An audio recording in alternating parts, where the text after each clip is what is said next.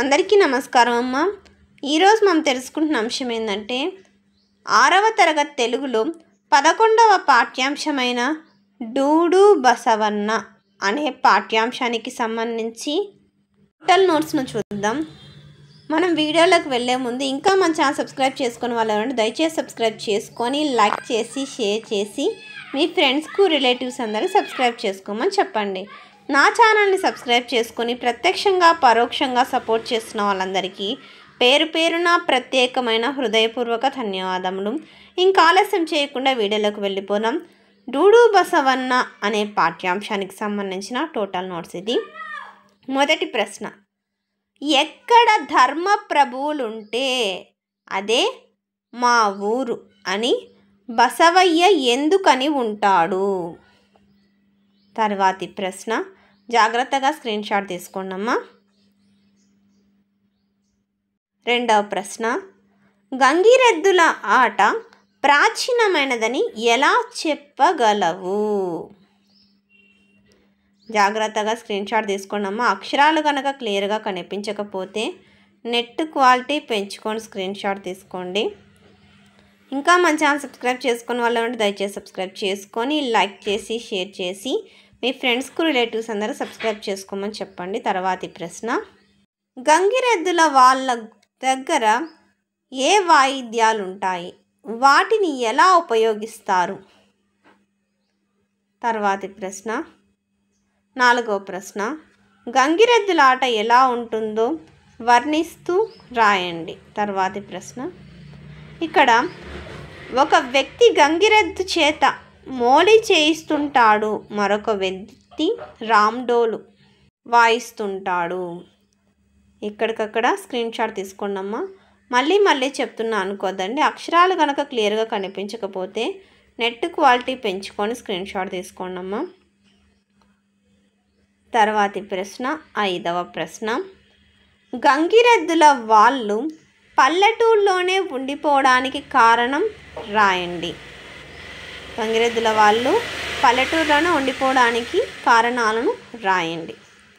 తర్వాతి ప్రశ్న, ఆరవ ప్రశ్న, మీకు నచ్చిన లేదా మీరు మెచ్చిన జానపద కళారూపాన్ని ప్రశంసిస్తూ రాయండి. ప్రశంసిస్తూ రాయండి. నాకు తొలబొమ్మలాట అంటే చాలా ఇష్టం.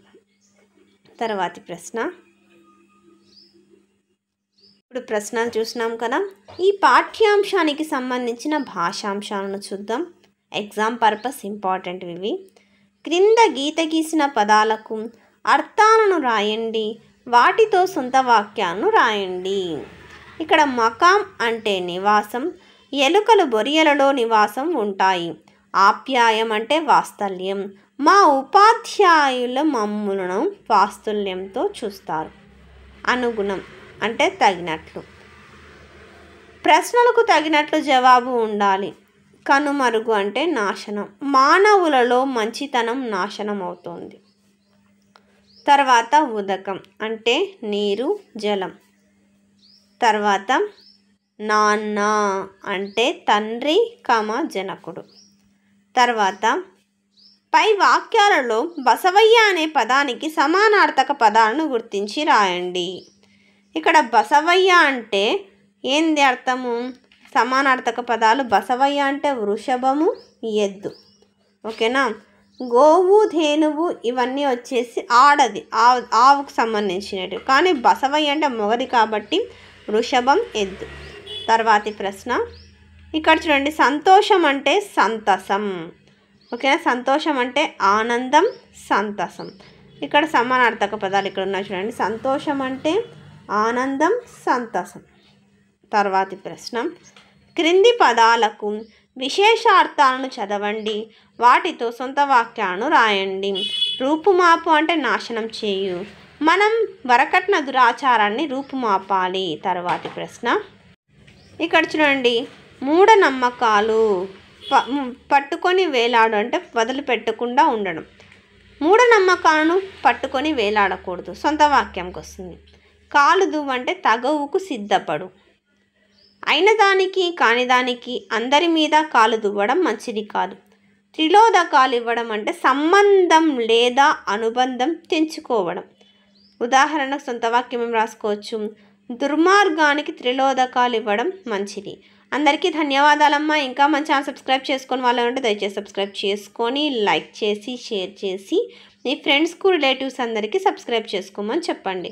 నా ఛానల్ని సబ్స్క్రైబ్ చేసుకొని ప్రత్యక్షంగా పరోక్షంగా సపోర్ట్ చేస్తున్న వాళ్ళందరికీ పేరు పేరున ప్రత్యేకమైన హృదయపూర్వక ధన్యవాదాలు. అందరికీ ధన్యవాదాలు. దయచేసి వీడియోని మాత్రం స్కిప్ చేయదు. ధన్యవాదాలు.